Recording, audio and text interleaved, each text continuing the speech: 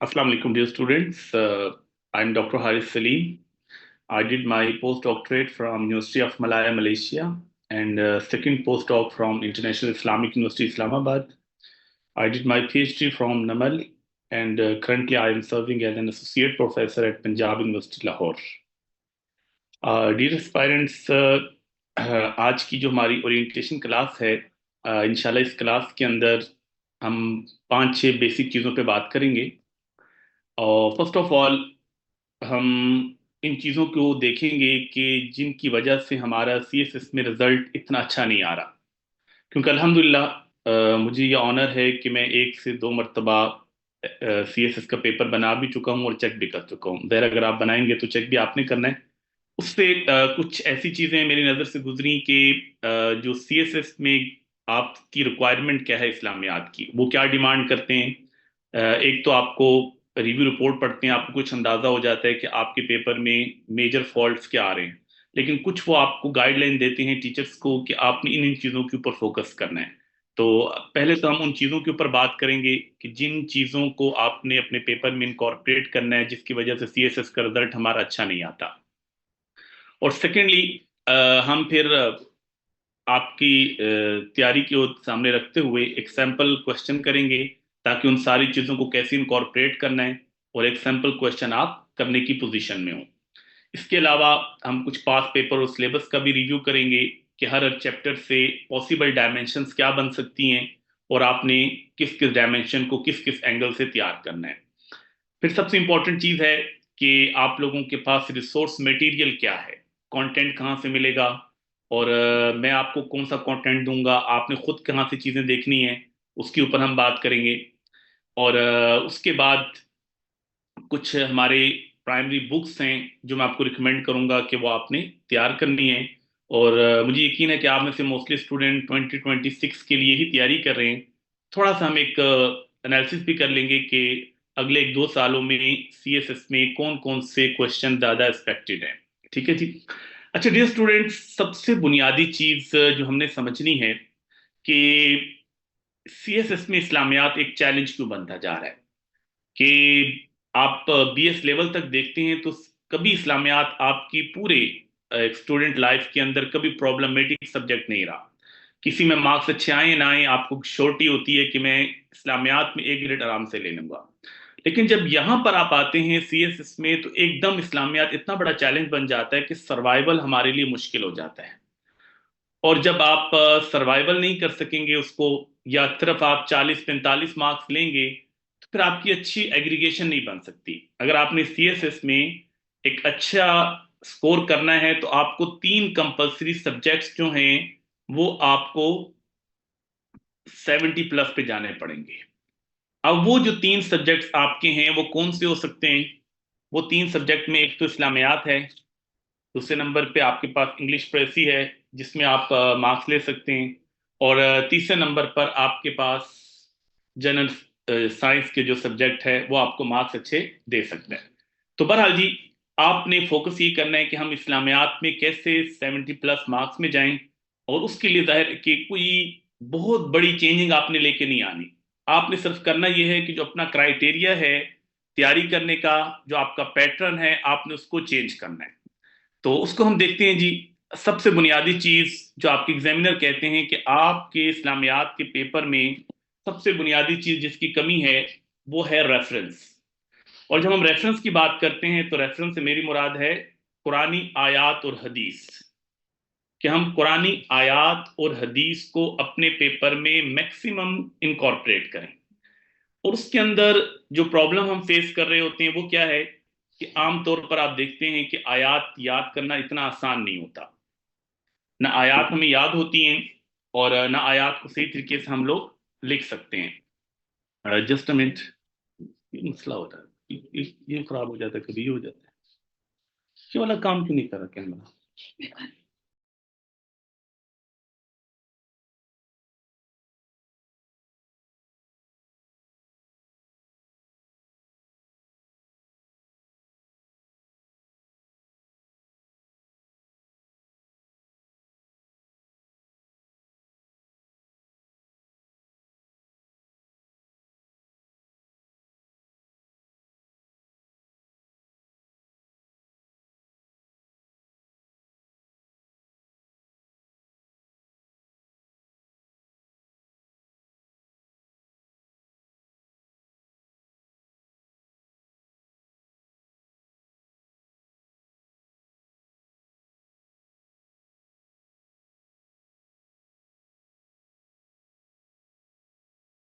एक minute wait कीजिएगा, जरा ये केबल ठीक कर लें, मैं बात करता हूँ। Just a minute.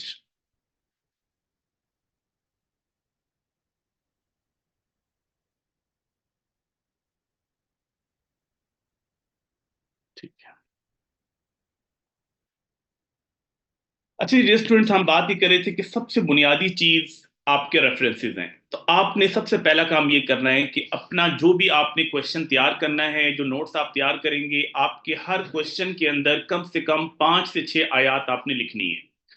और उन आयत को लिखना थोड़ा सा मुश्किल होता है क्योंकि अरबी फॉन्ट होता है, तो आप उसकी, आपको जरूरी नहीं है कि आपने अरबी फॉन्ट में लिखना है, आप उसको जैसे लिख सकते हैं लिखें, लेकिन गलत आयत ना हो।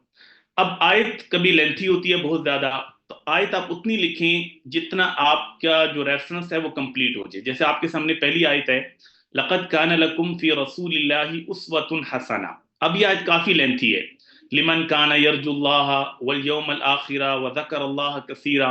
लेकिन आयत आपने उतनी लिखनी है जिससे आपका रेफरेंस कंप्लीट हो जाए। और इस आयत को ज़रा मैंने उस तौर पे लिखना है कि नबी अलैहि सलाम की जिंदगी एक रोल मॉडल है, तो ये इतनी आयत भी मैं लिखूंगा तो ये सफिशिएंट है। तो आयत का आप सिर्फ इतना पोर्शन तैयार कर लें जिसमें की पॉइंट्स आ जाएं। उस आयत का पोर्शन लिखने के बाद बाकी आप 3 डॉट्स डाल दें, जिसका मतलब ये होगा कि ये आयत कॉन्टिन्यू है। अब उस आयत में एक दूसरा काम आपने ये करना है कि जेर जबर पेश नहीं लगाने।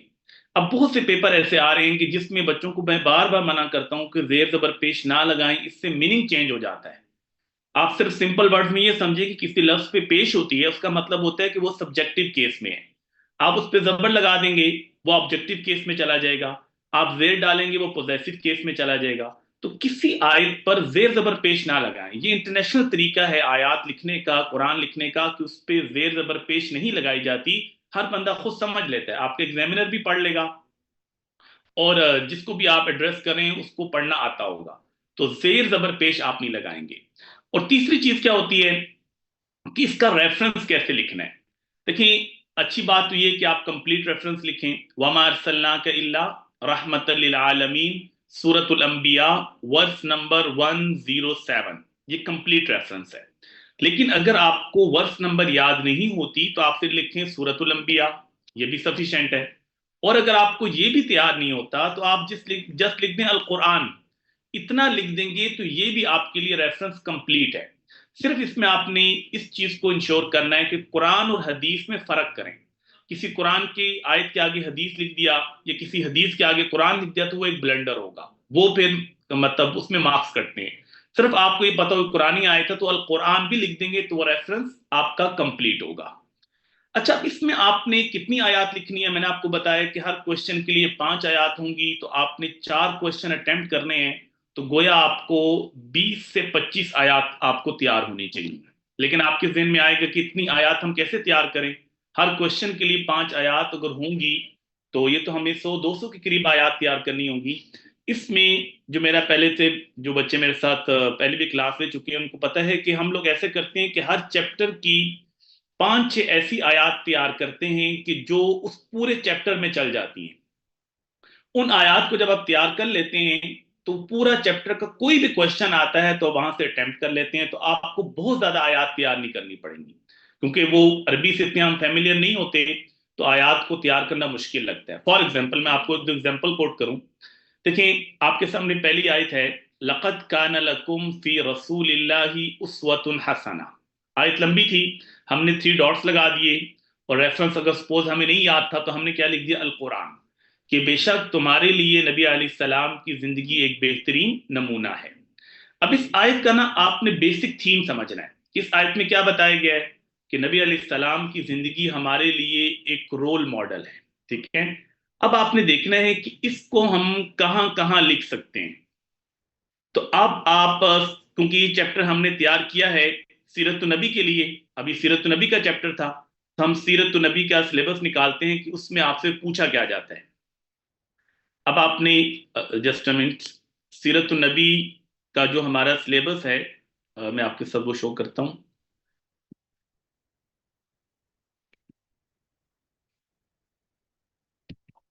अब इसके अंदर आप देखें कि सिलेबस में आपसे पूछा जा रहा है कि प्रॉफिट सल्लल्लाहु अलैहि वसल्लम रोल मॉडल हैं एक आम आदमी के लिए, एक डिप्लोमेट के लिए, एक एजुकेटर के लिए, पीस मेकर के लिए, अब इन तमाम के लिए आपने प्रूफ करना है कि नबी करीम सल्लल्लाहु अलैहि वसल्लम रोल मॉडल कैसे हैं। तो अब आप देखें कि इन तमाम के अंदर यह आयत आप लिख सकते हैं, नहीं लिख सकते। इनफरादी जिंदगी पे आ रहा है तब भी आप इस आयत को इंट्रोडक्शन में लिखें।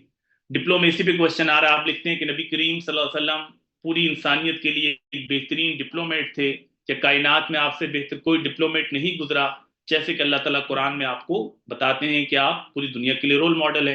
एज एजुकेटर पे क्वेश्चन आ रहा है तब भी लिख सकते हैं। मिलिट्री स्ट्रेटेजिस्ट पे आ रहा है तब भी लिख सकते हैं। तो आयत एक तैयार की, लेकिन आप पांच की पांच डायमेंशंस आपकी इससे क्या हो जाती हैं, कवर हो जाती हैं।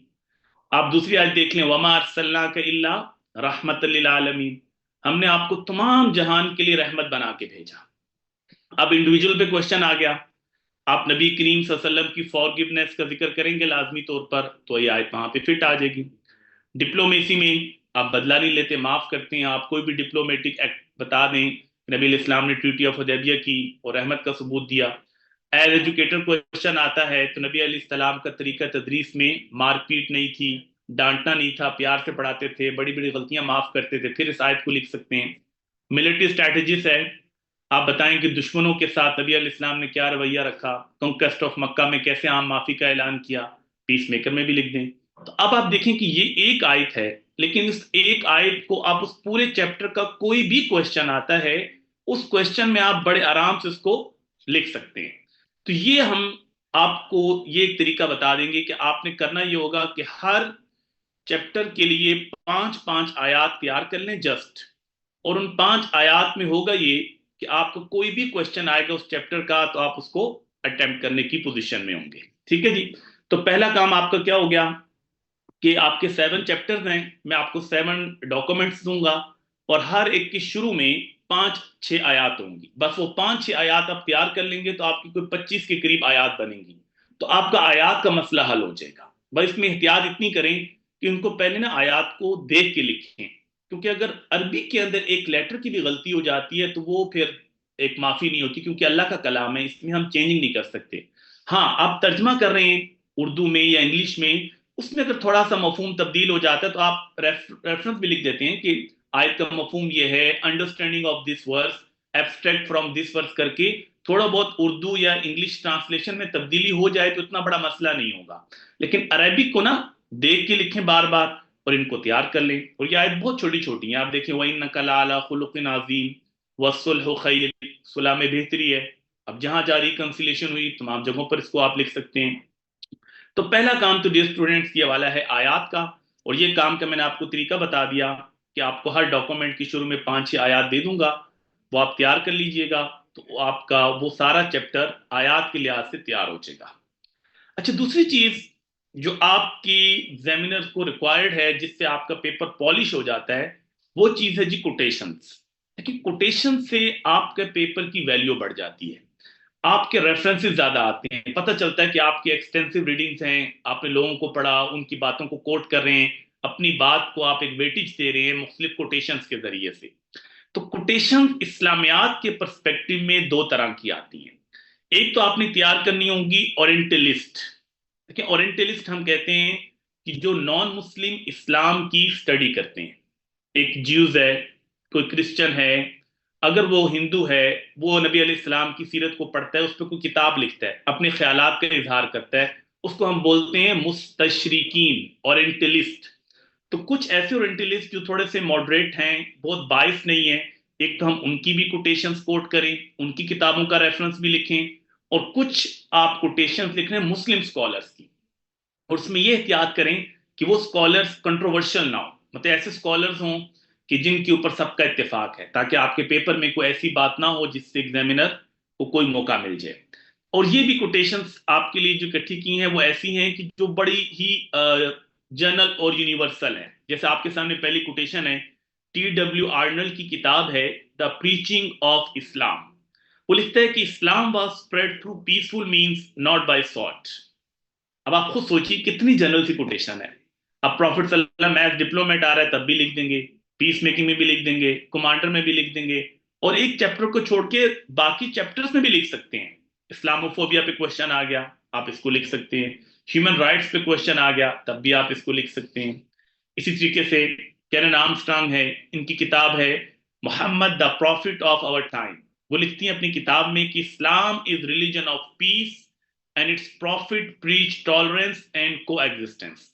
अब आप ये सोचिए कितनी कॉम्प्रिहेंसिव और कॉमन और जनरल सी कोटेशन है, ये भी आप हर जगह लिख सकते हैं। तो दूसरा काम जो स्टूडेंट्स आपने ये करना होगा कि आपके पास कम से कम हर चैप्टर के लिए 10 एक कोटेशंस तैयार कर लें।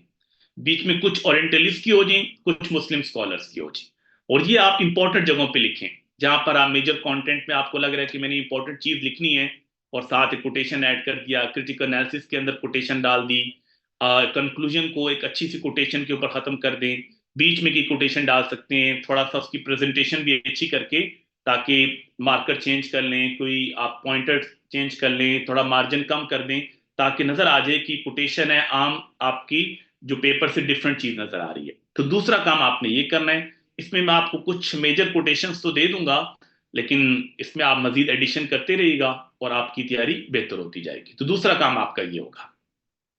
अच्छा, तीसरी चीज जिसको आजकल एग्जामिनर ज्यादा देख रहे हैं, वो ये कि आपका पेपर ना जनरल ना हो।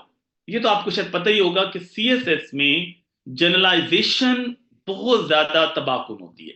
अगर मेरे पास डाटा नहीं है, फैक्ट्स एंड फिगर नहीं है, एक्यूरेट इंफॉर्मेशन नहीं है, कोई एविडेंस नहीं है, मैं जनरली बस बातों से चीजों को घुमा रहा हूं, यानी जिस तरह लोगों को जनरल बातें बता रहा हूं, तो वो आपको कभी मार्क्स अच्छे नहीं देता। वो आपसे मांगते हैं कि आप मुझे एक्यूरेट डाटा दें, कोई इसका हल बताएं, कोई अगर आप कोई एनालिसिस कर रहे हैं तो आपके पास कोई फैक्ट्स एंड फिगर होने चाहिए। इस्लामियात में भी इसकी रिक्वायरमेंट है। खास तौर पे देखें, मैं आपके सामने एग्जांपल देता हूं। देखें, एक बच्चा पेपर लिख रहा है, प्रॉफिट सल्लल्लाहु अलैहि वसल्लम एज कमांडर। तो नबी अलैहिस्सलाम की वॉर स्ट्रेटजीज की वो बात करते हुए कहता है कि नबी अलैहिस्सलाम एक बेहतरीन कमांडर थे, और आपके हम जंगी करियर को देखते हैं तो आपने मिनिमम ह्यूमन लॉस के साथ मैक्सिमम अचीवमेंट हासिल की। ये बात करके चला जाता है। अब जरा बहुत बड़ी क्वालिटी है कि एक कमांडर हो जिसका इतना बेहतरीन एक जंगी करियर हो, और उसमें उसने इतनी फतूहात ली हो, लेकिन मिनिमम ह्यूमन लॉस हो। अब उसने जनरल सी बात की ना। और दूसरा बच्चा यही बात करके आगे कहता है कि और इस बात की गवाही कहां से है, मॉन्टगोमरी वॉर्ड की किताब है मोहम्मद एट मदीना, जिसमें वो लिखता है कि नबी अली सलातु सलाम ने जिंदगी में जितनी जंगें लड़ी उनकी तादाद है 27। बाकी अगर और भी बैटल्स को ऐड कर लें जो आपने कंपेन्स डिफरेंट लोगों को भेजा, वो तकरीबन 80 से 100 के दरमियान बनती हैं। उसमें जितने लोग दोनों तरफ से मारे गए, चाहे वो मुस्लिम है या नॉन मुस्लिम, उनकी तादाद है 1058। जिसमें मुस्लिम कितने हैं 259, और नॉन मुस्लिम कितने हैं 799। अब आप जब इस डेटा के साथ बात करेंगे और एक जनरल बात करेगा, तो जमीन और आसमान का फर्क होगा। पता चलेगा कि आपकी कितनी इंटेंसिव रीडिंग्स हैं, आपने कितनी ज्यादा इस पर मेहनत की हुई है। और हर जगह पे ये चीज है कि हम अपने क्वेश्चन में ना कहीं डाटा जरूर ऐड करें। अब ये आपको इंफॉर्मेशन कहाँ से मिलेगी? इधर एक तो हमारा क्लास का लेक्चर होगा इंशाल्लाह, उसमें जब हम क्वेश्चन अटेम्प्ट करेंगे तो बहुत सी चीजें आएंगी, फिर नोट्स के अंदर आपको चीजें मिल जाएंगी।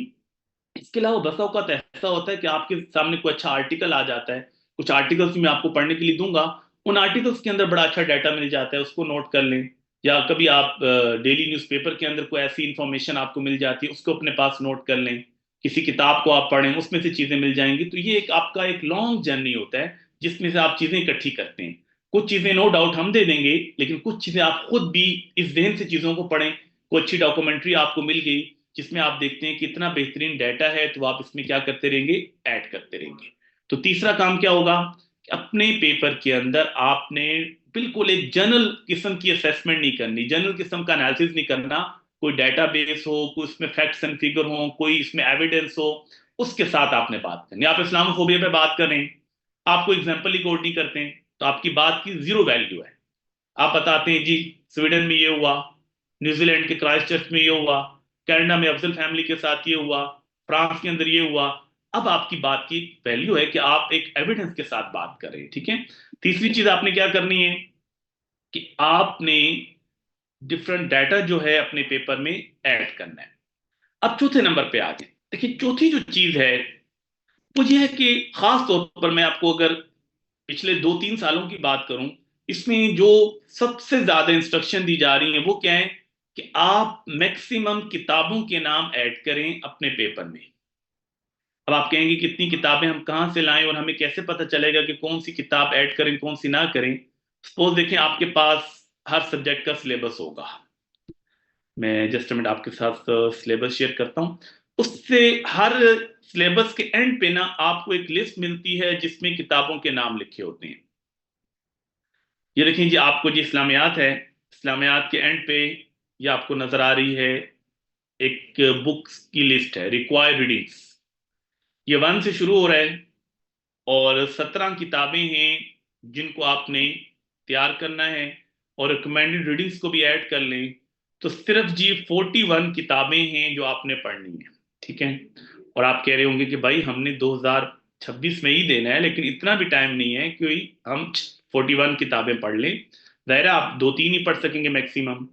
अब इसमें करना क्या है आपने, एग्जामिनर ये चाहता है कि आप जो प्राइमरी सोर्सेज है ना उनको अपने पेपर में यूज करें। यानी आपको करीमदाद की किताब भी मिल रही है, आपको हाफिज अरशद इकबाल की किताब भी मिल रही है, वो आपको हेल्प तो कर रही है, लेकिन उन किताबों का आप रेफरेंस तो कोट नहीं कर सकते। वो उस इस्लामियात की कोई प्राइमरी बुक तो नहीं है। अब आपने करना ये है कि यहां से हर चैप्टर की किताब को तैयार करना है। और ये काम कैसे होगा, मैं आपको हर चैप्टर के शुरू में 4 किताबों के नाम लिखवाऊंगा और उनका ब्रीफ सा इंट्रोडक्शन करवा दूंगा।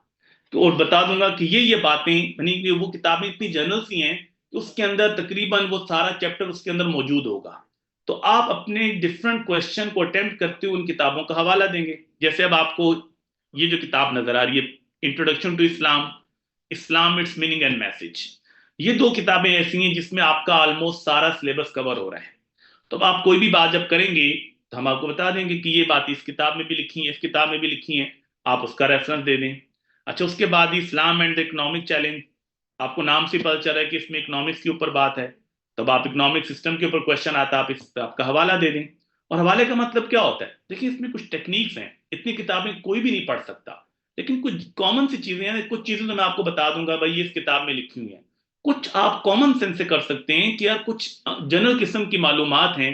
अब कौन सा इकोनॉमिक के ऊपर, इस्लाम के इकोनॉमिक सिस्टम पे किताब होगी जिसमें सूद का जिक्र ना हो, जिसके अंदर रिबा का जिक्र ना हो, गैम्बलिंग का जिक्र ना हो, जक़ात का जिक्र ना हो। तो वो जो कॉमन सी बातें हैं उसको करके आप इन किताबों का हवाला भी दे सकते हैं। और कुछ किताबों के मैं आपको बकायदा इंट्रोडक्शन भी करवा दूंगा कि इसके अंदर ये चीजों पे ज्यादा फोकस किया गया है। तो इस तरीके से आपने करना ये होगा कि कोई 4-5 किताबों के नाम ऐड करने हैं, और ये मोस्ट इंपॉर्टेंट चीज है हर सब्जेक्ट के लिए, क्योंकि वो इसकी वेटेज मांगते हैं कि इन्होंने किताबों के नाम लिखे हैं या नहीं लिखे। और जाहिर है कि अगर आप उनको लिखेंगे, 3-4 किताबें लिख रहे हैं, तो आपके पेपर में कोई 15 से 20 के करीब किताबें आ जाएंगी, और उसका जाहिर है कि बड़ा अच्छा इम्पैक्ट पड़ेगा। तो ये काम भी इंशाल्लाह ताला हम साथ साथ करेंगे कि हर चैप्टर की 4-5 किताबें आपको फिंगर टिप से पता हो। और ये इंशाल्लाह आपको काम इंटरव्यू में भी बहुत फायदा देगी। कोई भी किताब आपसे पूछेंगे तो आप ब्लैंक नहीं होंगे, आपको पता होगा इस किताब का मेन थीम क्या है। और अपनी एक आदत भी डेवलप कर लें कि अब आप उनके सीएसएस की फील्ड में आ गए हैं, कि आप कोशिश करें लाइब्रेरी जाते हैं, कोई अच्छी किताब नजर आती है, उसका टाइटल, उसका ऑथर और बुक का नाम बिल्कुल आपने याद कर लिया, अपने पास नोट कर लिया, और उसका सिर्फ कंटेंट लिस्ट भी देखेंगे ना तो आपको अंदाजा हो जाता है इस किताब में है क्या। आप कभी भी ब्लैंक नहीं होते उस किताब के हवाले से। खुद भी इसकी एक आदत डालिए, लेकिन इस्लामियात के पर्सपेक्टिव में मैं आपको एटलीस्ट उसके हवाले से कुछ ना कुछ बता दूंगा। 4 चीजें होगी जी। 5वीं चीज जो मैं आपको बताना चाह रहा हूं कि अपने पेपर को ऑर्गेनाइज करें।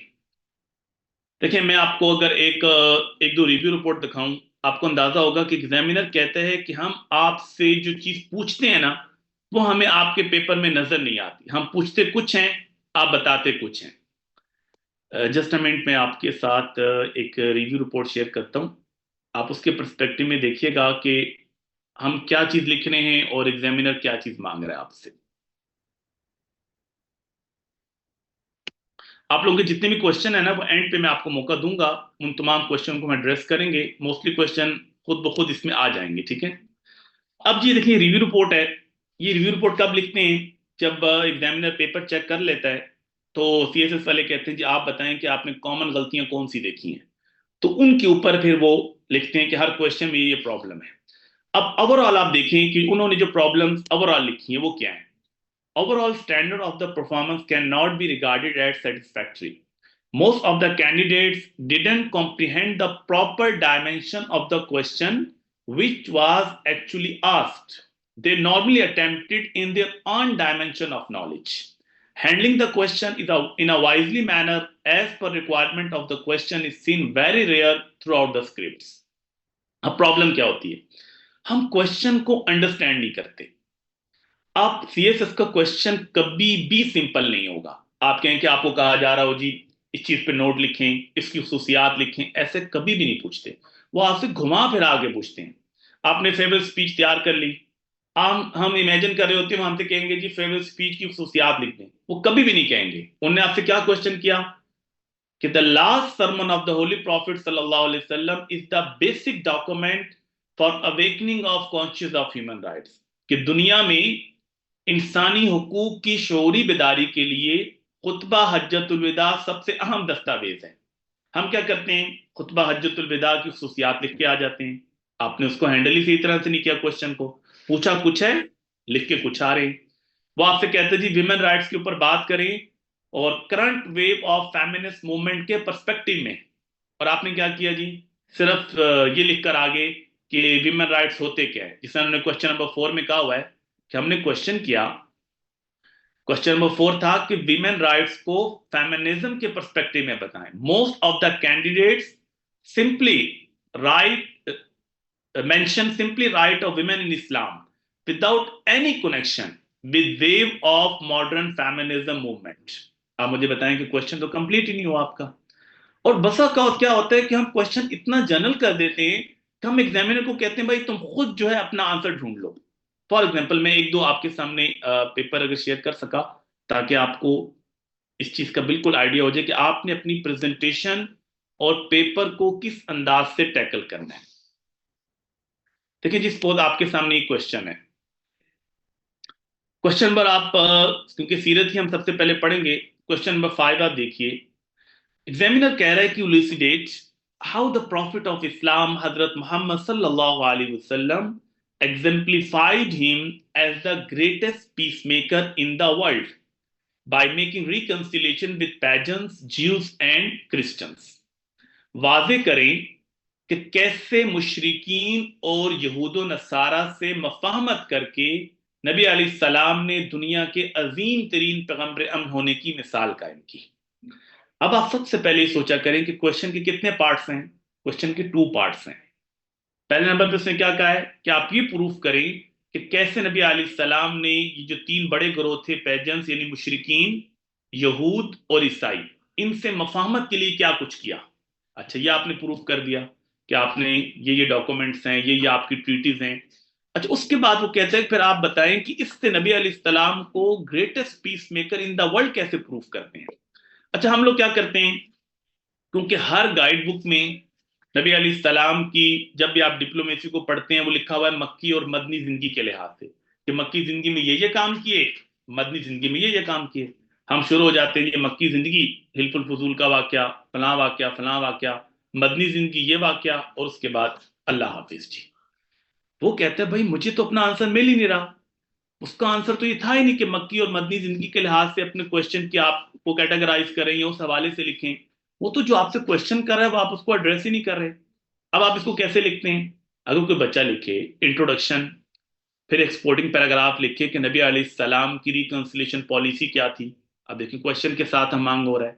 फिर मेन हेडिंग लिखता है कि reconciliation policy of the holy prophet सल्लम विद पेजेंट्स, कि मुशरिकीन के साथ नबी अलैहिस्सलाम की मफामती पॉलिसी। मेन हेडिंग बनाई। अब नीचे सब हेडिंग बना रहे हैं कि पहला वाक्य हुआ जी कौन सा, ट्रीटी ऑफ हुदैबिया। दूसरा वाक्य लिख रहे जी वो कॉन्क्वेस्ट ऑफ मक्का। तीसरा वाक्य लिख रहे जी ताइफ का जो विजिट हुआ वो भी पेजेंट्स थे। चौथा वाक्य बीच में लिख रहा है गज़वा हवाज़िन में उनको माफ किया। अब ये मेन हेडिंग बनाकर नीचे सब हेडिंग लिख दी। फिर दोबारा मेन हेडिंग बनाई कि रिकंसिलिएशन पॉलिसी विद ज्यूज। नीचे सब हेडिंग बना रहे कि चार्टर ऑफ मदीना किया, उनको बैटल ऑफ खैबर में माफ किया, उनके किबले की तरफ मुंह करके नमाज पढ़ी, उनकी खवातीन के साथ शादी करने की इजाजत दी, रिकंसिलिएशन बता दी। फिर रिकंसिलिएशन विद क्रिश्चियंस, अब मेन हेडिंग बनाई, नीचे लिख दिया जी माइग्रेशन टू एबेसिनिया, उनके डिफरेंट लेटर्स हैं जो क्रिश्चियन किंग्स को लिखे, नजरान का डेलीगेशन आया जो क्रिश्चियन था, उनको नबी इस्लाम ने कैसे डील किया, उनको मस्जिद नबी में नमाज पढ़ अपनी जो इबादत करने की इजाजत दी। अब आप बताइए एग्जामिनर को आप कितना ज्यादा इंटरटेन कर रहे हैं, वो जो चीज रिक्वायर्ड थी क्वेश्चन में कितने अच्छे अंदाज से, कितने ऑर्गेनाइज वे में आप एग्जामिनर को दे रहे हैं। अच्छा उसने क्वेश्चन देखते ही कहा गया अच्छा जी क्वेश्चन था रिकंसिलिएशन विद पेजेंट था, आपने वही हेडिंग बिठाई। कोशिश क्या करें कि हेडिंग की वर्ड्स वही उठाएं कि जो आपके पेपर में पूछा गया है, ताकि एग्जामिनर को फौरन लगे कि आप अकॉर्डिंग टू क्वेश्चन अपने आंसर को रिस्पॉन्ड कर रहे हैं, उसको ये फील ना हो कि हम पूछ कुछ रहे हैं और आप पता नहीं कहाँ घुमा रहे हैं। आपने एक ही चीज बता दी, फिर आपने क्रिटिकल एनालिसिस लिखा कि हाउ द प्रॉफिट सल्लम was the greatest peace maker in the world. अब वो क्रिटिकल एनालिसिस में आपने फर्स्ट जो पार्ट था उसको आपने क्या कर दिया, ग्रेटेस्ट पीस मेकर को कवर कर दिया, फिर मॉडर्न वर्ल्ड से लिंक कर दिया। अब उसको अपने क्वेश्चन में सारी चीजें मिलनी है। तो डियर स्टूडेंट्स में आपने करना ये होगा कि क्वेश्चन को बहुत अच्छा अंडरस्टैंड करें, उसके पार्ट्स बनाएं, एक पार्ट है, दो पार्ट है, तीन पार्ट्स हैं। फिर जो कंटेंट आपने तैयार किया होगा वो डेफिनेटली आपने इस क्वेश्चन के लिहाज से नहीं तैयार किया होगा, कंटेंट तो जनरल होगा आपके माइंड में, उसको मॉडिफाई कीजिए। ये मत करें कि जो मैंने याद किया एज इट इज आएगा। नॉलेज होता है आप लोगों के पास, लेकिन आप उसको मॉडिफाई नहीं कर पाते हैं अकॉर्डिंग टू क्वेश्चन, उसको लिख नहीं पाते हैं। उसको अकॉर्डिंग टू क्वेश्चन मॉडिफाई करें, क्वेश्चन की रिक्वायरमेंट को समझें, अपने कंटेंट को उसी तरह से मोल्ड करके उसको लिख दीजिए। ठीक है, तो मैंने अभी तक 5 बातें बताई हैं जिनको आप बहुत फोकस करेंगे। नंबर 1, कुरानी आयात, 5 के करीब आयात होंगी आपके हर क्वेश्चन में। और उसके लिए मैंने आपको तरीका बता दिया कि हर चैप्टर के शुरू में आपको मैं यूनिवर्सल आयात दे दूंगा। दूसरे नंबर पे आपको बताया कि कोटेशन, हर चैप्टर के लिए 7 कोटेशन तैयार करेंगे आप, जिनमें से 5-6 कोटेशन जरूर लिखेंगे। तीसरे नंबर पर डाटा वो रिक्वायर्ड होगा। चौथे नंबर पर किताबों के नाम, जो इस्लामियात की हर चैप्टर की बुक्स हैं वो आपको जहन में होनी चाहिए। कुछ का तारुफ मैं करवा दूंगा, कुछ आपको एंड से बता देंगे हम कौन कौन सी किताबें कोट कर सकते हैं, लेकिन बहरहाल 3-4 किताबें आपको कोट करनी पड़ेंगी। और 5वें नंबर पे आपको बताया कि पेपर ऑर्गेनाइज करेंगे अकॉर्डिंग टू क्वेश्चन, आप अपने पेपर को अटेम्प्ट करेंगे। अब जी स्टूडेंट्स हम दूसरे फेज की तरफ आते हैं। दूसरा फेज ये है कि मैं आपके सामने एक क्वेश्चन अटेम्प्ट करता हूं, ताकि आप लोग जब भी अपने नोट्स बनाएं, या आपके लिए एक सैंपल क्वेश्चन होगा, इसी सैंपल के मुताबिक आपने अपने नोट्स तैयार करने हैं, अपने क्वेश्चन को अटेम्प्ट करना है। बेसिकली मेरा इसमें टारगेट ये है कि हम क्वेश्चन के कंपोनेंट को समझिए कि कोई एक क्वेश्चन जो सीएसएस की रिक्वायरमेंट है उसके बेसिक कंपोनेंट कौन कौन से होते हैं। हम एक जनरल सा क्वेश्चन लिखते हैं जी। क्वेश्चन मैंने लिखा, द प्रॉफिट मोहम्मद सल्लल्लाहु अलैहि वसल्लम was an excellent diplomat, explain with arguments. कि नबी करीम सल्लल्लाहु अलैहि वसल्लम दुनिया के बेहतरीन सिफारतकार थे, दलाइल से वादे कीजिए। ठीक हो गया। अब ये क्वेश्चन है, सबसे पहले मैं आपको चीज बता दूं कि आपने, आपकी जो सीएसएस की शीट होती है उसके होते हैं 24 पेजेस। जो आपकी फर्स्ट शीट होती है ना उसके सिर्फ 2-3 लाइनें होती हैं, उसको तो आप कंसीडर ना करें। बाकी कितने बच जाते हैं, 24 साइड्स बच जाती हैं। और आपने करना ये है, एक क्वेश्चन के लिए मिनिमम आपने 6 से 8 के दरमियान रहना है। यानी अगर आप 6 साइड्स भी करेंगे तो आपकी 24 साइड्स पूरी हो जाती है, 24। लेकिन कोशिश करें, क्योंकि कंटेंट आपका ज्यादा होगा तो एक अच्छी चीज लगती है, आप क्वालिटी पे कंप्रोमाइज ना करें। मैं जब कहता हूं ना कि आपका कंटेंट ज्यादा हो, आप 7 to 8 पेजेस तक जाएं, उसका ये मतलब हरगिज नहीं है कि हम पेजेस भर रहे हैं और आपकी क्वालिटी को कंप्रोमाइज करें। क्वालिटी तो आपकी बेहतर होगी, वो तो अकॉर्डिंग टू क्वेश्चन ही होगा। लेकिन 40 मिनट्स हैं आपके पास। कितने मिनट है एक क्वेश्चन के लिए, 40 मिनट है। और आपने 40 मिनट में 8 साइड्स को, साइड का मतलब है कि इसको मैं 2 कंसिडर कर रहा हूं, 1-2, इस तरह की 4 शीट्स आपने एक क्वेश्चन के लिए इस्तेमाल करनी है। अच्छा, लाइंस होती हैं आपकी सीएसएस की शीट्स के अंदर 27। ठीक है, तो 27 अच्छा खासी एक बड़ी शीट होती है, काफी चौड़ी भी होती है। आपने अगर 7-8 पेजेस तक जाते हैं तो एक आइडियल लेंथ है किसी भी क्वेश्चन को अटेम्प्ट करने के लिए। ठीक है जी, तो आपने सबसे पहले तो ये ध्यान में रखना है कि मैंने 6 to 8 के दरमियान जाना है, और मेरे पास जो टाइम होगा वो 40 या 45 मिनट से ज्यादा नहीं होगा। सबसे पहले हमेशा वो क्वेश्चन अटेम्प्ट करना है आपने जो आपको सबसे अच्छा आता है। ताकि फर्स्ट इंप्रेशन आपका बहुत अच्छा पड़े, चाहे इसका ऑर्डर चेंज ही क्यों ना हो। अब सबसे पहले मैं आपको, जो आपने 8 साइड्स में लिखना क्या है, देखिए सबसे पहले आपका आएगा तारुफ, और हेडिंग के साथ आएगा, जिसको आप लिखेंगे इंट्रोडक्शन, या जो उर्दू में कर रहे हैं वो क्या लिखेंगे, तारुफ। और उसकी लेंथ कितनी होगी, 2/3 पेज। 2/3 पेज, या मैं और सिंपल कर दूं आपके लिए तो 18 लाइन्स।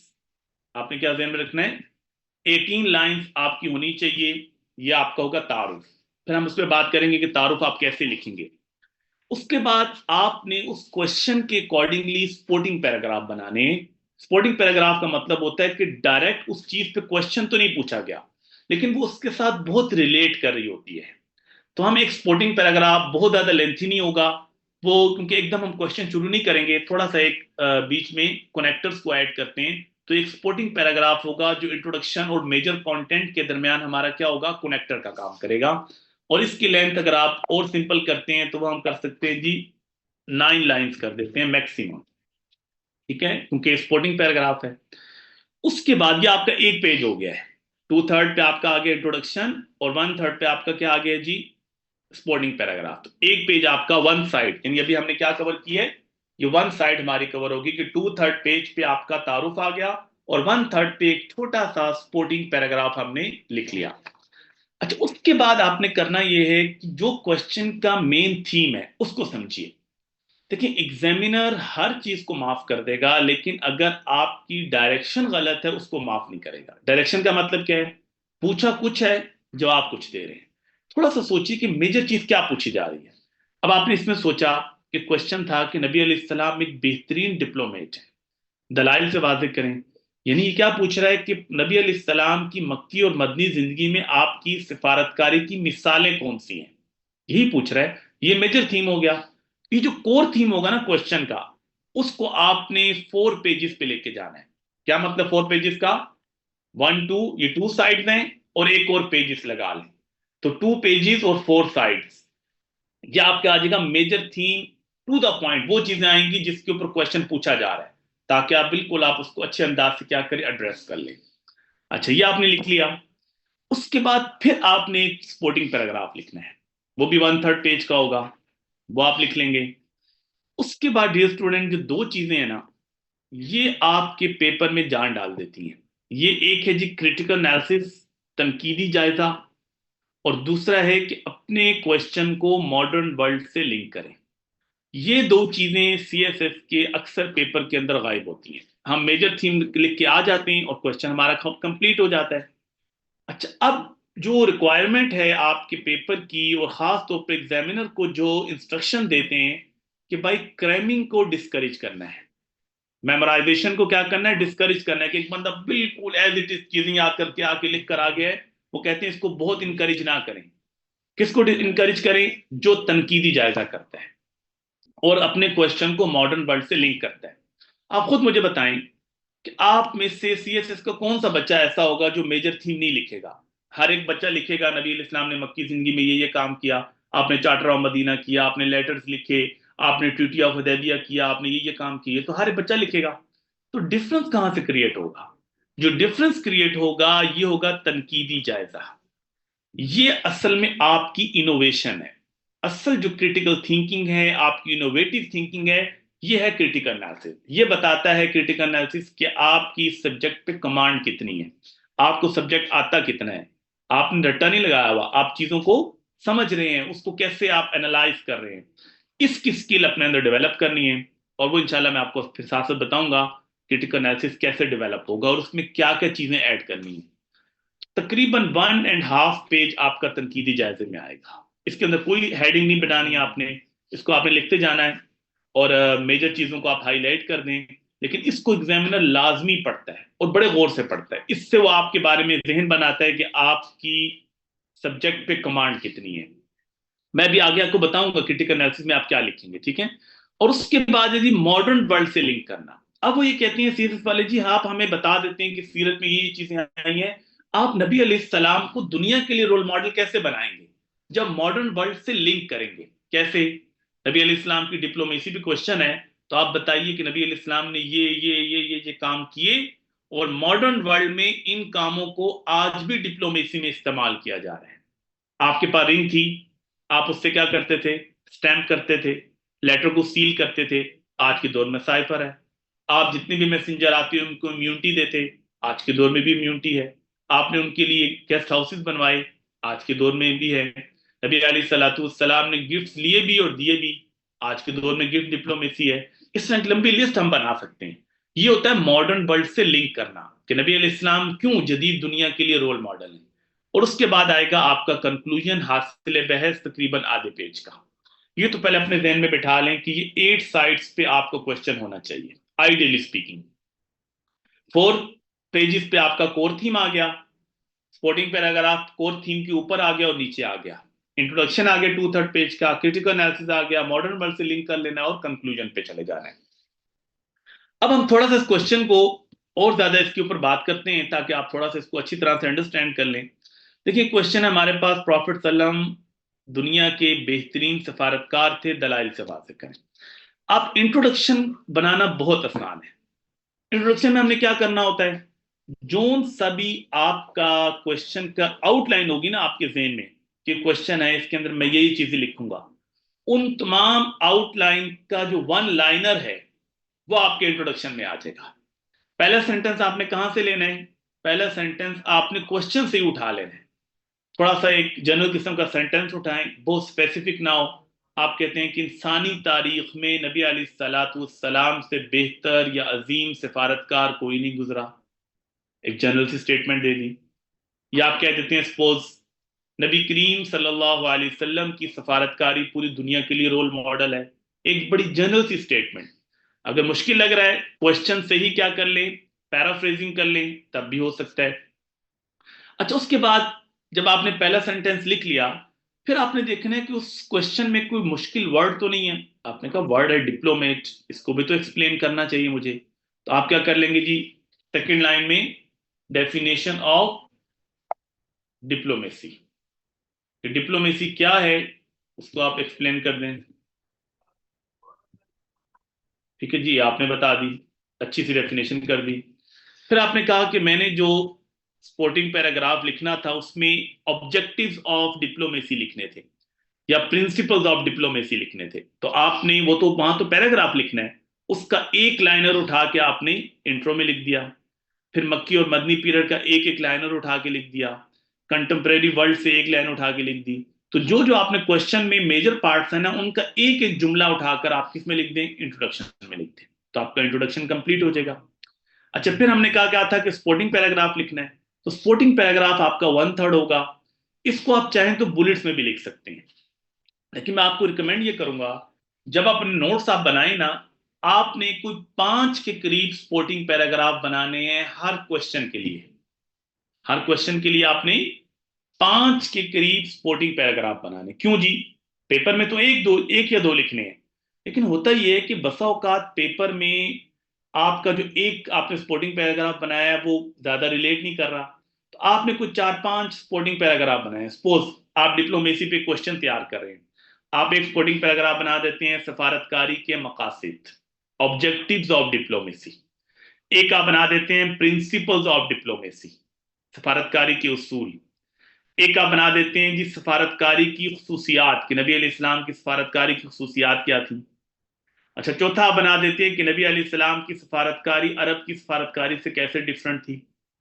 पांचवा आप बना देते हैं कि नबी अलैहिस्सलाम की खारजा पॉलिसी क्या थी। अब ये 5 के ऊपर आपने डाटा बड़ा अच्छा तैयार कर लिया, शॉर्ट शॉर्ट से पैराग्राफ।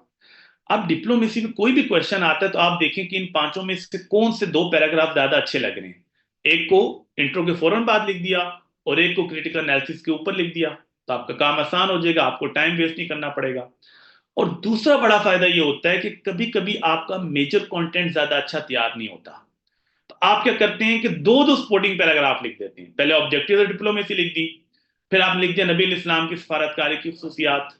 अच्छा, अब क्योंकि मेजर कंटेंट कम तैयार है तो 2 सपोर्टिंग पैराग्राफ ऊपर आ जाएंगे, 2 मेजर कंटेंट के नीचे आ जाएंगे। इससे क्या होता है कि आपका क्वेश्चन कवर अप हो जाता है। इसलिए अपने नोट्स के लिए आप कोशिश करें कि कोई 5 के करीब सपोर्टिंग पैराग्राफ बना लें। लेकिन स्टिल यहां पे क्या लिखना होगा ना, हमने सपोज लिख दिया जी नबी अलैहिस्सलाम की सफारतकारी के मकासिद, एक जनरल सी स्टेटमेंट बनाइए कि नबी अलैहिस्सलाम ने बेहतरीन तरीके से सफारतकारी की, आपकी स्किल थी, और ये फॉलोइंग आपकी क्या है जी, सफारतकारी के मकासिद हैं। अब इसको आप चाहें तो बुलेट्स में भी लिख सकते हैं, क्योंकि स्पेस कम चाहिए हमें और टाइम भी बचाना चाह रहे हैं। तो आप दो तीन लाइनें लिख के ना डिस्क्रिप्टिव अंदाज से, तो ऐसे नहीं करना कि सिर्फ बुलेट्स में लिख के छोड़ दें। दो तीन लाइनों में डिस्क्रिप्टिव अंदाज से लिखें, फिर आप उसके बुलेट्स में लिख दें कि नंबर वन जी, to establish peaceful coexistence, number two to promote justice, number three ये, नंबर फोर ये। तो ये आपका क्या आ जाएगा, सपोर्टिंग पैराग्राफ। या आप प्रिंसिपल लिखना चाहते हैं, प्रिंसिपल लिख दें, इट्स अप टू यू कि आपने कौन सा सपोर्टिंग पैराग्राफ अपने लिए सिलेक्ट किया है। उसके बाद जी डियर स्टूडेंट्स, आपने मेजर कंटेंट पे आ जाना है। वो इंशाल्लाह जब हम पढ़ेंगे तो आपको समझ में आ जाएगा कि मक्की पीरियड में हमारे पास हिल्फुल फजूल की एग्जांपल है, हजर असवद को नस्ब करना है, माइग्रेशन टू एबेसीनिया है, ताइफ का सफर है, टू प्लेजेस ऑफ अकबा है। और आप मदनी पीरियड को देखते हैं तो पांच छह आपके पास इवेंट ये भी आ जाते हैं। अब इसमें जो समझने का काम है वो क्या है, बच्चे क्या करते हैं जी, बच्चे लिखना शुरू होंगे हिल्फुल फजूल से, 7 8 10 लाइनों में हिल्फुल फजूल लिख दिया। अच्छा जी, black fixing of black stone भी आपने काफी लेंथी लिख दिया। आप करते करते जब प्लेजेस ऑफ अकबा पे आएंगे तो आपका ऑलमोस्ट 5 6 पेजेस हो चुके होंगे।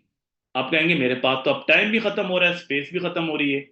अब आप मदनी पीरियड के वाकयात को क्या कर रहे होते हैं, दो दो तीन तीन लाइनों में लिख रहे होते हैं। पर असल जो चीज थी, चार्टर ऑफ मदीना था, आपको आता भी था, आप टाइम ही नहीं मैनेज कर सके। Treaty of Hudaibiya most important चीज थी, उसको भी आपने 2 लाइनों में लिख दिया। नबी इस्लाम के लेटर्स मोस्ट इंपॉर्टेंट चीज थी, उसको भी आपने स्किप कर दिया। तो ये आपने मैनेज करना था कि आपको पता था कि मदनी पीरियड में ये 3 4 इवेंट्स तो बहुत इंपॉर्टेंट है।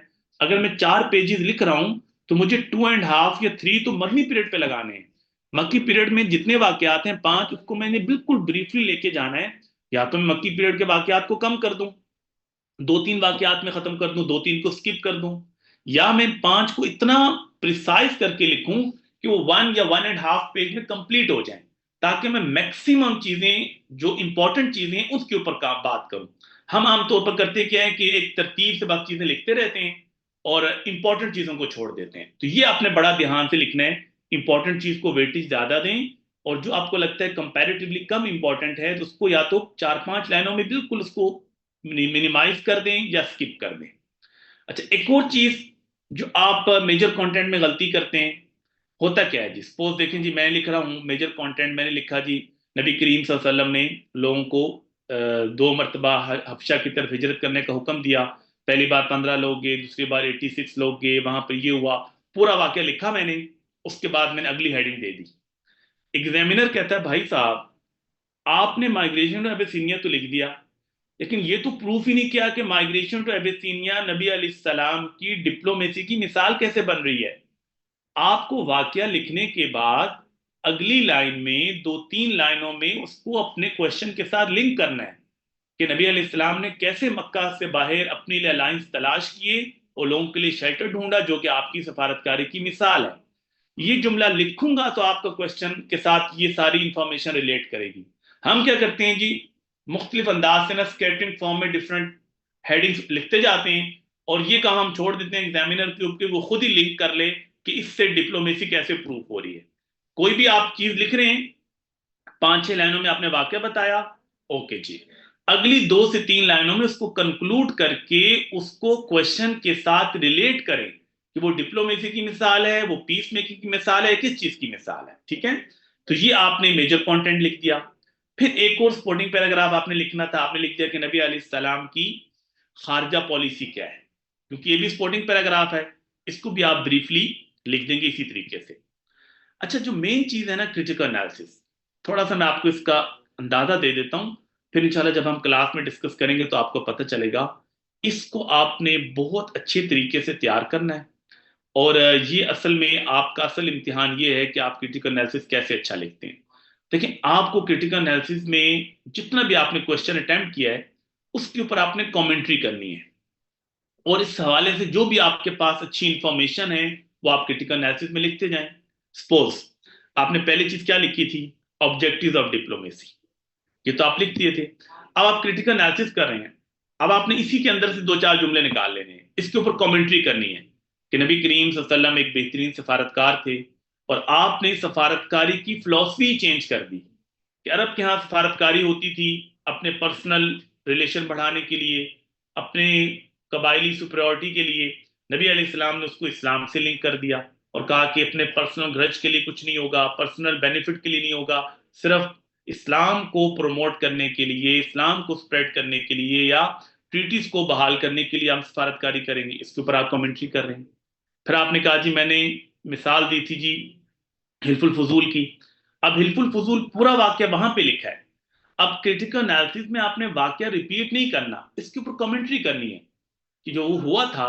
आप इसके अंदर वाक्य क्या था कि नबी अलैहिस्सलाम की उम्र 15 साल थी, एक जंग में आपको हिस्सा लेना पड़ा, आपने हिस्सा लिया, उस जंग में बहुत से लोग मारे गए, आपका आपके ऊपर उसका बड़ा इंपैक्ट पड़ा और आपने अपने चचाओं से बात भी की कि इन जंगों को हम अवॉइड करते हैं। ये तो हो गया वाक्य।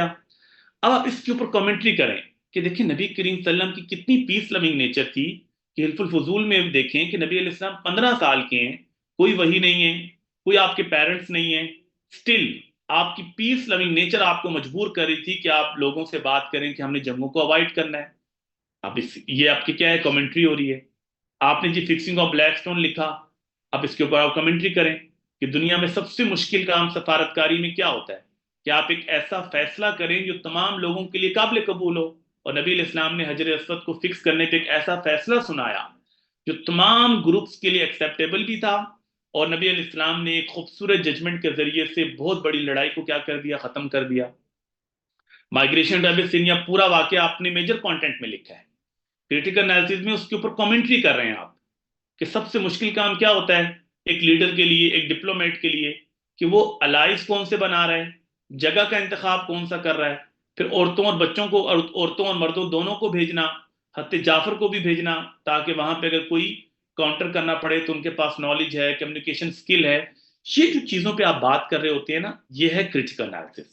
मेजर कंटेंट क्या है, उस पूरे वाक्य को लिखा और क्वेश्चन से लिंक कर दिया। उस वाक्य के जो इम्पैक्ट्स हैं उसके ऊपर जो कमेंट्री करनी है आपने, वो सारी की सारी चीजें आती हैं क्रिटिकल एनालिसिस के अंदर। अभी इसका वक्त नहीं है, मैं सिर्फ आपको एक अंदाजा बता रहा हूं कि ये चीजें हम इंशाल्लाह किस तरीके से तैयार करेंगे।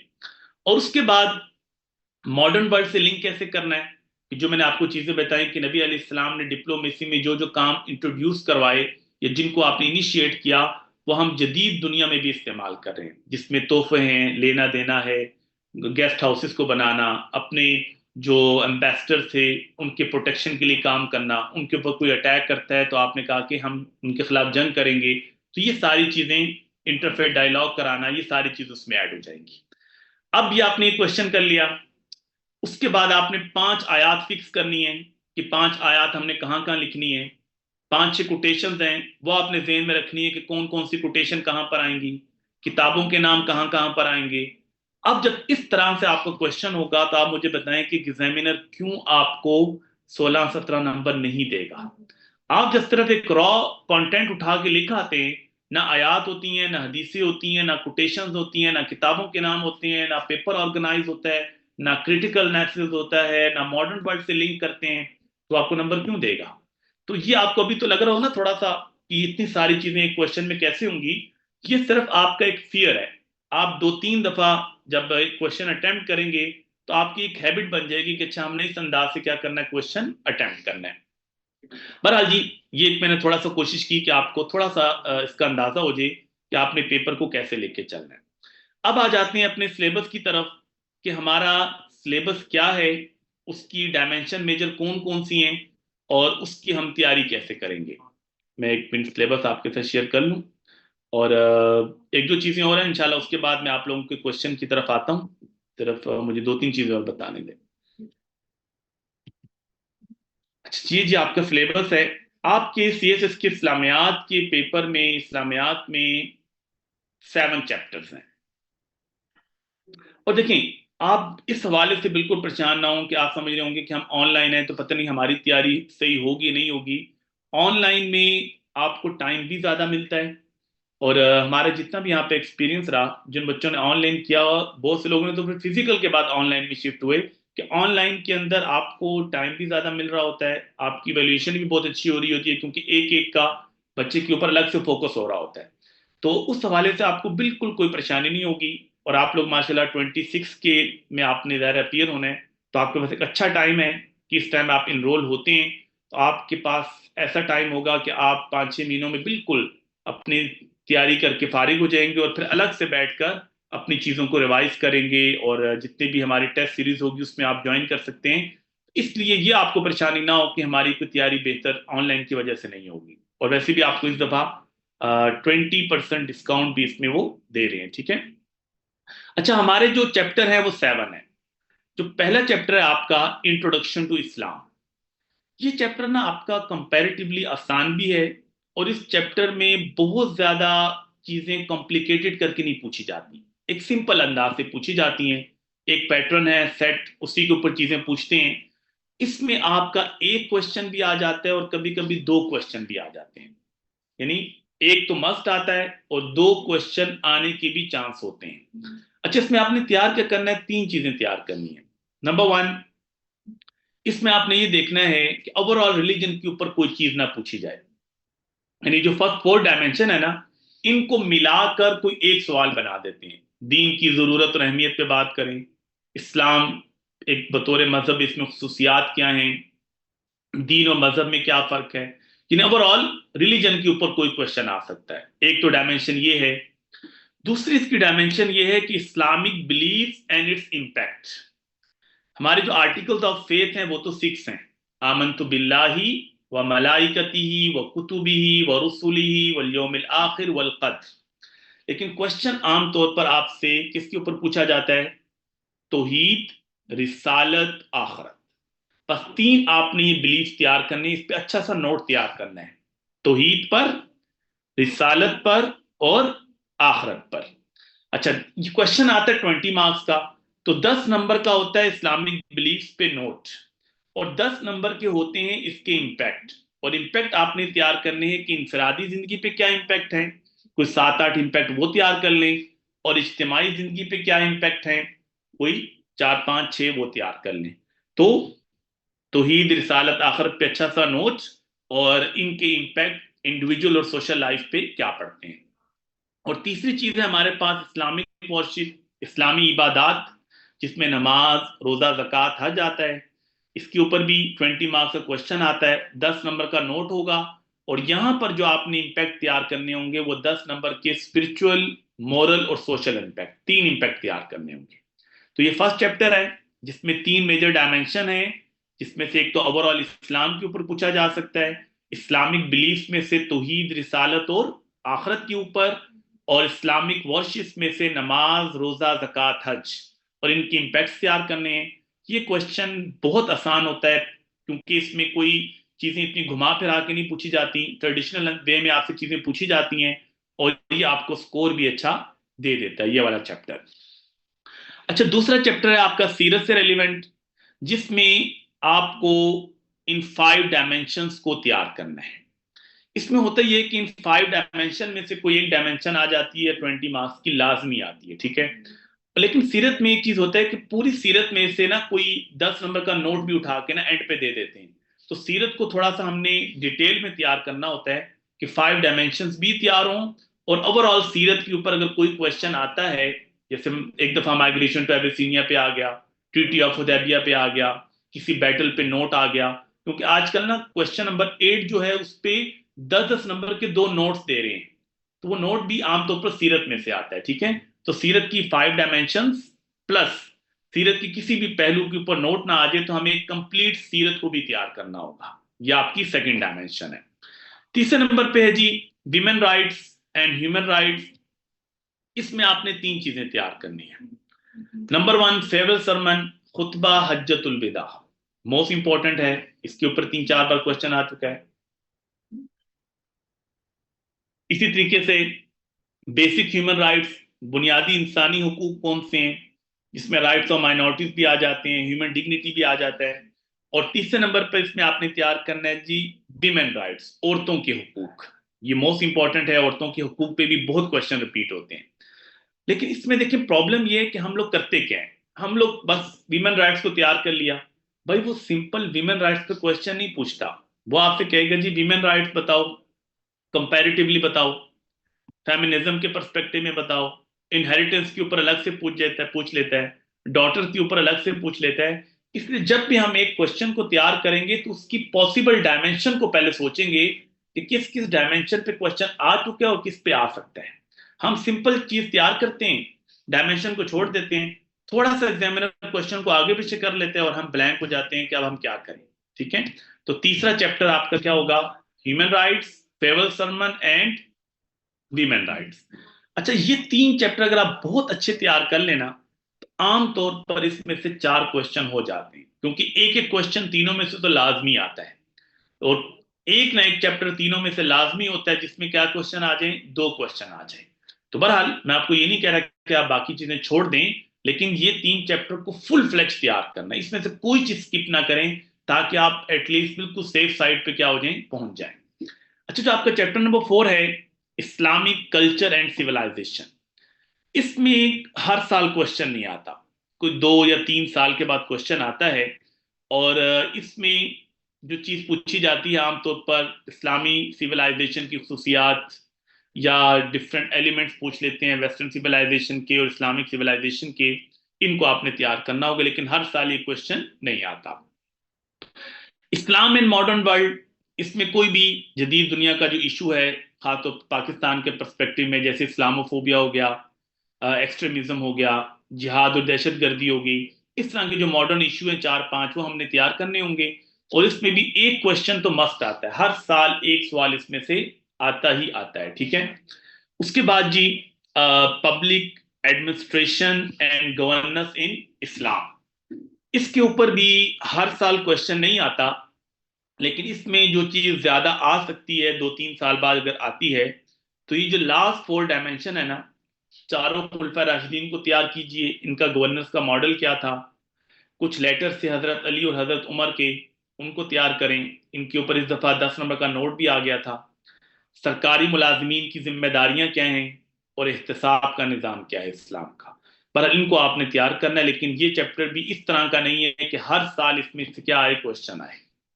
चैप्टर 7, इसमें से एक क्वेश्चन तो लाजमी आता है और दो के चांसेस भी 80% होते हैं कि दो क्वेश्चन इसमें से आए। और इसमें जो मोस्ट इंपॉर्टेंट है, इजमा और इज्तिहाद। हर साल आप देखें कभी इजमा पे क्वेश्चन आ रहा है, कभी इज्तिहाद पे आ रहा है। दूसरे नंबर पे इकोनॉमिक सिस्टम, इसकी भी बहुत सी डायमेंशन है, कभी सूद के पर्सपेक्टिव में, कभी इस्लामिक बैंकिंग के, कभी माशी प्रिंसिपल, कोई भी चीज पूछी जा सकती है। और तीसरे नंबर पे जो मोस्ट इंपॉर्टेंट है वो है जी पॉलिटिकल सिस्टम। ठीक है, तो इसको भी तैयार करना है आपने। तो ये आपके 7 चैप्टर्स की एक रिव्यू था कि आपने किस किस तरीके से इसको करना है, तैयार करना है। ठीक है, अच्छा जी डियर स्टूडेंट्स, अब हम आ जाते हैं थोड़ा सा मेजर रिसोर्सेज के ऊपर। फिर मैं आप लोगों के क्वेश्चन पे आता हूँ इंशाल्लाह ताला। मैंने भी आपके क्वेश्चन देखे नहीं है जो आपने चैट में लिखे हैं, बस मैं अभी इसके ऊपर अभी आता हूँ। ठीक है जी, अ, देखिए मैं आपको जो तैयारी के हवाले से जो चीज़ें प्रोवाइड करूंगा, पहले मैं आपको वो बता दूं। देखिए हम, आप अगर कोई आप में से इधर करीब रहते होंगे इस्लामाबाद, वो अकेडमी भी आ सकते हैं, वरना आपको व्हाट्सएप पे इस तरह का एक फोल्डर मैं आपके साथ शेयर करूंगा। देखिए इस फोल्डर में है क्या कि एक तो चैप्टर 1 है, हर चैप्टर का डाटा इसके अंदर मौजूद है। आप चैप्टर 1 को खोलते हैं, चैप्टर 1 के हवाले से स्लाइड्स, उसके हवाले से कुछ डॉक्यूमेंट्स, उसके हवाले से आर्टिकल्स आपको मिल जाएंगे। आप चैप्टर 2 को खोलते हैं, आपको ये नजर आ रहा है, आइकन नजर आ रहे हैं नहीं आ रहे आपको? ये चीज नजर आ रही है जो मैं आपको सामने आइकन शो कर रहा हूँ? कोई एक मुझे बता दें फिर मैं, ताकि इसको कंटिन्यू करूँ। अच्छा ओके जी, थैंक यू रिमशा। अच्छा जी, अब आप ये देख लें कि पहला चैप्टर है, इस तरह दूसरा चैप्टर आप खोलेंगे, इसमें देखें ये आपका आर्टिकल्स हैं चार्टर ऑफ मदीना के ऊपर, मक्की मदनी जिंदगी के ऊपर हैं, प्रॉफिट सल्लम as peacemaker, as teacher, as commander, as diplomat. पूरा आपको ना इस फोल्डर के अंदर उस चैप्टर के हवाले से चीजें मिल जाएंगी और वो डाटा मिलेगा जो बाकी मार्केट से हटकर है। ठीक है, तो इसी तरीके से आप चैप्टर 3 में आते हैं, आप देखते हैं जी human rights, women rights, rights of minorities, favour speech है, डिफरेंट आर्टिकल्स हैं, इंटरनेशनल ह्यूमैनिटेरियन लॉ क्या है, ये सारी चीजें आपको यहाँ पर मिल जाती है। तो हर चैप्टर का इस तरीके से आपके पास फोल्डर होगा जिसके अंदर उसका डाटा पड़ा होगा। फिर आप आगे देखते हैं, आपको CSS बुक्स नजर आती हैं। आप इसको ओपन करेंगे पहले आ रही हैं गाइड बुक्स। अब हमारे पास मार्केट में दो किताबें हैं। एक तो ये करीमदाद की किताब है, इंग्लिश उर्दू दोनों में है, मैं आपके साथ शेयर कर दूंगा। एक हाफिज अरशद इकबाल की किताब है, इंग्लिश उर्दू दोनों में है। अब प्रॉब्लम यह है कि जब आप इन किताबों को बैठ के याद करते हैं तो कभी भी आपकी तैयारी नहीं होती। करीमदाद की किताब के कुछ 700 पेजेस हैं, क्या आपको ये याद हो जाएंगे? कभी भी नहीं होंगे। इन किताबों से सिर्फ आपने थोड़ी बहुत मदद लेनी है। अगर इसको बैठ के एज इट इज आप छापेंगे ना पेपर में, एग्जामिनर कभी आपको मार्क्स नहीं देता। इसी वजह से आप देखें, जो लोग करीमदाद को या हाफिज रशीद इकबाल को स्ट्रिक्टली फॉलो कर रहे होते हैं, उनके मार्क्स बहुत कम आ रहे होते हैं। क्यों? क्योंकि ये किताबें मार्केट में हैं और हर एक को पता है उसमें क्या लिखा हुआ है। इनसे सिर्फ आप हेल्प लेंगे, नोट्स आपके अपने होंगे जो मैं हम डिस्कस करेंगे क्लास में, जो डाटा मैं आपको दूंगा। बाकी इनको आप बैठ के थोड़ा सा एक दफा गो थ्रू कर लें, इसमें कोई अच्छी चीज मिलती है उसको भी अपने नोट्स के अंदर क्या कर लें, ऐड कर लें। तो बहरहाल ये वो किताबें हैं जो मार्केट में अवेलेबल हैं, और कुछ मैं आपको पढ़ने के लिए ये किताबें दूंगा। ये इंपॉर्टेंट किताबें हैं, ये पीडीएफ में आप तक पहुंच जाएंगी, क्योंकि अभी आपके पास टाइम है। तो आप इनमें से कोई दो चार किताबें अच्छे अंदाज से पढ़ भी सकते हैं। अच्छा, इसके अलावा एमसीक्यूज का अलग से फोल्डर है। देखिए, एमसीक्यूज एक ऐसी चीज है जिसको हमने अल्लाह वास्ते पे छोड़ा हुआ है। हम कहते हैं एमसीक्यूज कौन से रिपीट होते हैं, इस वजह से हम एमसीक्यूज को फोकस ही नहीं करते। भाई, एमसीक्यूज इतनी इंपॉर्टेंट चीज है कि अगर आपके एमसीक्यूज ठीक हो जाएं तो 220 मार्क्स तो आपके एमसीक्यूज के हैं, आपके सीएसएस के अंदर। तो अगर आपके एमसीक्यूज में 17-18 नंबर आ जाते हैं तो आप 180-190 मार्क्स एमसीक्यूज से ले जाते हैं। इसका ही मैं आपको तरीका बताऊंगा कि एमसीक्यूज आपने कैसे तैयार करने हैं, कौन कौन सी फाइलें हैं इसमें। और ये है जी फाइनल नोट्स। फाइनल नोट्स में ना एमएस और पीडीएफ के अंदर आपको 7 डॉक्यूमेंट मिलेंगे, जो हर चैप्टर का बेसिक डॉक्यूमेंट है, जो मैंने आपको शो करवाया है। इनको आपने बेस बनाना है और इसके अंदर आपने एडिशन करते रहना है, क्योंकि इसमें शुरू में आयात, हदीसें, कोटेशंस लिखी होंगी, किताबों के नाम भी लिखे होंगे। नीचे जो आपको क्वेश्चन का साइनॉप्सिस या खाका बना होगा, आपने उस आउटलाइन को क्या करना है, सिर्फ थोड़ा सा एक्सपेंड करते रहना है, जो हम चीजें क्लास में डिस्कस करेंगे। और इन्हीं को आपने एक अपने एक बेसिक नोट्स के तौर पर इनको आपने एक डिटेल नोट्स में लेके जाना है। ठीक है? तो ये फोल्डर में आपको चीजें इंशाल्लाह मिल जाएंगी जिससे आप अपनी तैयारी कर लेंगे। अब आ जाते हैं जी आपके क्वेश्चंस को मैं देख लेता हूं जो आपने पहले क्वेश्चन किए हैं। Just a minute. Abdullah Iqbal, आपने कहा कि हम ट्रांसलेशन देखें, ट्रांसलेशन लिखेंगे तो उसका वो इम्पैक्ट नहीं पड़ता जो इम्पैक्ट अरबी लिखने का पड़ता है। ठीक है? कोशिश करें कि अरबी में लिखें। जी, एक दो लोगों ने और भी ये सवाल किया है। जी हैदर बख्श, आप इंट्रोडक्शन में भी कोई एक आयत मेंशन कर सकते हैं, बहुत सारी आयतें इकट्ठी नहीं करनी। एक इंट्रोडक्शन में कर लें, एक क्रिटिकल एनालिसिस में कर लें, डिफरेंट जगहों पे आप इसको कर लें। ठीक है जी। सारा उर्दू पेपर के लिए भी आप यही कोटेशन यूज करेंगे। देखिए, कोटेशन का मतलब ये होता है कि आप सिर्फ ये बता रहे होते हैं कि हमने ये बात इस किताब में लिखी हुई है। अब अगर ओरिजिनल किताब ही इंग्लिश में है तो आप बेशक उर्दू में पेपर कर रहे हैं, आपने उस चीज को इंग्लिश में ही लिखना होगा। ठीक है? एमसीक्यूज का सोर्सेज मैं आपको प्रोवाइड कर दूंगा। राय मोहम्मद रजा, आप क्वेश्चन लिखें अपना। हसन, मैं बात कर रहा था साइट्स की, पेजेस की बात नहीं कर रहा था। ठीक है? आपने साइट्स की बात करनी है। और नबी करीम सल्लल्लाहु अलैहि वसल्लम का नाम आप जैसे भी लिखना चाहें, कोई इशू नहीं है। सल्लल्लाहु अलैहि वसल्लम भी लिख सकते हैं, SAAW भी लिख सकते हैं, पीस बी अपॉन हिम भी लिख सकते हैं। इस पे कोई फर्क नहीं पड़ता। ठीक है? इससे कोई इशू नहीं होगा। अच्छा जी, राय मोहम्मद रजा, आप अरबी में सवाल कर रहे हैं कि इदा कतबना आयात कसीरा फी सवाल वाहिद हल हुवा जय्यिद अम मुअस्सिर अम ला। नाम हादिही मुअस्सिर जिद्दन। इदा कतबतुम आयात कसीरा हादा शै, यानी हादा शै युमील व युहसिन लिमुअल्लिमिकुम। ठीक है? अच्छा जी, पता नहीं आप अरबी में क्यों लिख रहे हैं।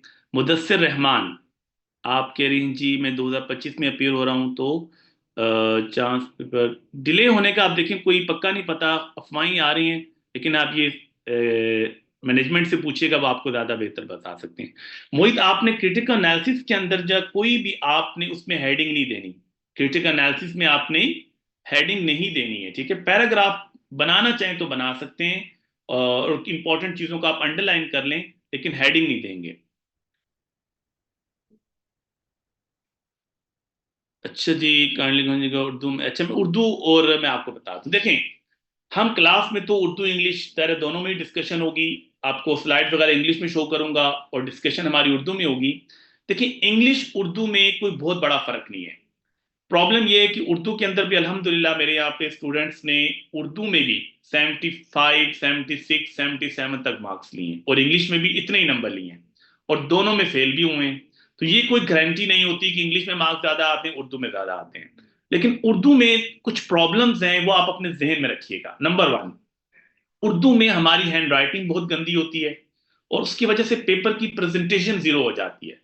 अगर आपकी हैंड राइटिंग गंदी है तो आपने उर्दू में बिल्कुल भी अटेम्प्ट नहीं करना, नंबर वन। दूसरे नंबर पे उर्दू में हम इमला की गलतियां बहुत करते हैं। अगर इमला की गलतियां आप ज्यादा कर रहे हैं तब भी आप उर्दू में मत जाइए। तीसरे नंबर पे उर्दू में गपशप बहुत लगाते हैं, अननेसेसरी लिखते हैं, उसकी वजह से आपको ज्यादा लिखना पड़ता है। चौथे नंबर पे ना, देखिए आप 11 पेपर इंग्लिश में तैयार करते हैं तो आपका ना हाथ इंग्लिश पे बड़ा अच्छा चल रहा होता है, उर्दू में आप बहुत स्लो हो जाते हैं, आपसे टाइम मैनेज नहीं होता। मैं आपको ये रिकमेंड करूंगा, अगर आपके लिए दोनों बराबर है, कोई एक्सप्रेशन का बहुत बड़ा मसला नहीं है, तो आप इंग्लिश में जाइए। लेकिन अगर आप कहते हैं कि मुझे उर्दू में ही जाना है, तो फिर इन चीज़ों को अवॉइड करें कि अपनी हैंड राइटिंग को बेहतर करें, इमला की गलतियां ना करें, इररेलेवेंट ना लिखें, अपनी स्पीड को बेहतर कर लें। ठीक है जी, ये तो मैंने आपको बता दिया। अच्छा जी। जी, आप एकेडमी आके बिल्कुल उनसे मिल लें, वो आपको बता देंगे।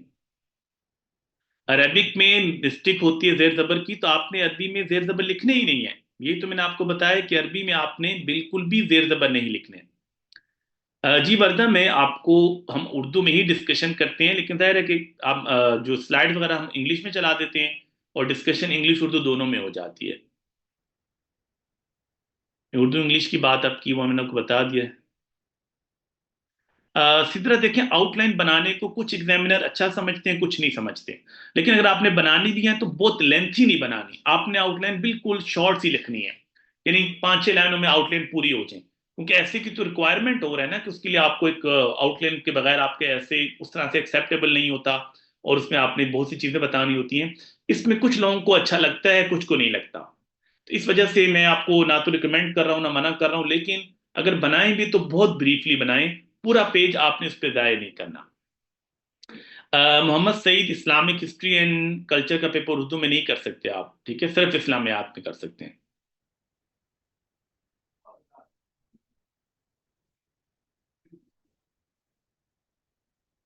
अच्छा जी, ये बातें होगी। अच्छा जी, आप कोई और चीज़ तो आपकी, मेरे ख्याल सबको एड्रेस कर लिए क्वेश्चंस। ठीक है अहमद, मेरा ख्याल है कि इनसे बात होगी है। तो बहरहाल जी देखें, आपको एक मिनट, आयशा कह रही modern world is negating the principle. देखिए आयशा, हम उन चीज़ों के ऊपर बात करें जो मॉडर्न वर्ल्ड ने अडॉप्ट किए हैं, क्योंकि इस्लामियात में डेफिनेटली बहुत सी चीज़ें इस्लाम की ऐसी जो मॉडर्न वर्ल्ड को अच्छी नहीं लगती, या ओरिएंटलिस्ट बात करते हैं, तो हम सिर्फ उन चीज़ों के ऊपर बात करते हैं। अच्छा मारूफ, आपने गेस्ट पेपर की बात की थी 2025 के, तो मैं आपको कोई 6-7 क्वेश्चन बता देता हूँ। देखिए जी, नंबर वन आप लिख लें, इस साल के लिए जो मोस्ट इंपॉर्टेंट है, जक़ात के ऊपर क्वेश्चन आ सकता है, नंबर वन। नंबर टू, तौहीद के ऊपर आ सकते हैं, फर्स्ट चैप्टर में जक़ात और तौहीद मोस्ट इंपॉर्टेंट है। चैप्टर टू के अंदर प्रॉफिट सल्लम एज डिप्लोमेट, डिप्लोमेसी में क्वेश्चन आने का चांस बहुत ज्यादा है। डिप्लोमेसी पीस मेकिंग इकट्ठा भी आ सकता है और अलग अलग भी। तीसरे चैप्टर के अंदर जो ह्यूमन राइट्स का है, उसमें खास तौर पर वीमेन राइट्स पे एक फुल फ्लैज आ सकता है, और राइट्स ऑफ माइनॉरिटीज पे 10 मार्क्स का नोट आ सकता है। ठीक है जी मारूफ। उसके बाद चौथे चैप्टर में आप समझ लें कि कुछ ज्यादा आने का चांस नहीं है। चैप्टर फिफ्थ के अंदर इस दफा आपने इस्लामोफोबिया और जिहाद और दहशतगर्दी, इसको तैयार कर लेना है। उसके बाद जी पब्लिक एडमिनिस्ट्रेशन में इस साल के लिए आप कर लें सरकारी मुलाजमीन की जिम्मेदारियां, रिस्पॉन्सिबिलिटीज ऑफ सिविल सर्वेंट इन इस्लाम। और चैप्टर 7 में आप कर लें इस दफा इकोनॉमिक सिस्टम को भी कर लें, क्योंकि पिछले साल नहीं आए, 1-2 सालों से, ये भी जरूरी है। खास तौर पर इकोनॉमिक सिस्टम को सूद के हवाले से और इस्लामिक बैंकिंग के हवाले से। और इजमा और इज्तिहाद तो लाजमी करना है आपने, और पॉलिटिकल सिस्टम भी कर लें। ये तकरीबन 8-9 क्वेश्चन मैंने आपको बता दिए, ठीक है। ये इस साल के लिए मोस्ट इंपॉर्टेंट है, और इंशाल्लाह आप देखेंगे कि इनमें से आपको बहुत सी चीज़ें नजर आएंगी। हमने 2-3 साल जो चीज़ें बताई अल्हम्दुलिल्लाह उसमें से काफ़ी चीज़ें आई हैं, लेकिन बहरहाल ये तो किस्मत की बातें होती हैं, ठीक है।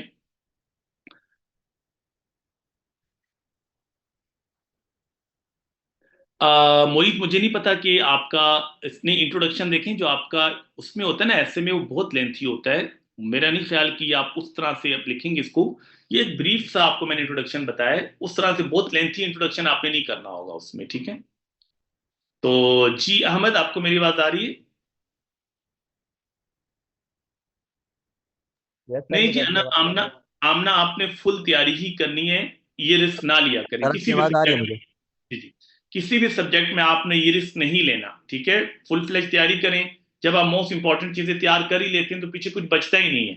इसलिए आपने कोशिश करनी है कि पूरा सिलेबस तैयार करें। देखिए, सारा 4 क्वेश्चन को आपने 6 तो मिनिमम है, आपने 6 से 8 तक जाना है, और ये प्रैक्टिस से होगा। आप जितनी प्रैक्टिस करेंगे, और यहाँ पर आप देखेंगे कि हम आपसे हर चैप्टर के बाद टेस्ट लेंगे इंशाल्लाह। आप उन टेस्ट को जब करेंगे तो चीजें बेहतर हो जाएंगी, ठीक है। तो आपकी वो स्पीड बेहतर हो जाएगी। अक्सर आपने क्या कहा है कि प्लीज टेल मी, क्वेश्चन दोबारा कर लें।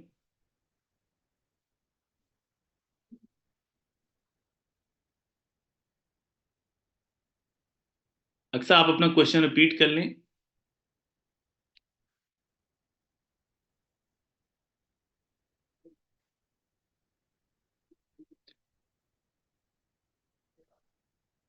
देखिए जी, टाइम हसन, अगर आप अच्छी तरीके से तैयारी करें, सिर्फ एक को फोकस करें, तो मेरा ख्याल है कि 20 से 25 दिन में आपकी अच्छी तैयारी हो सकती है। अगर कोई और सब्जेक्ट नहीं पढ़ते और आप 12-14 घंटे दिन में देंगे, तो इंशाल्लाह ताला आप देखेंगे कि आपकी 20 से 25 दिन में तैयारी हो जाएगी।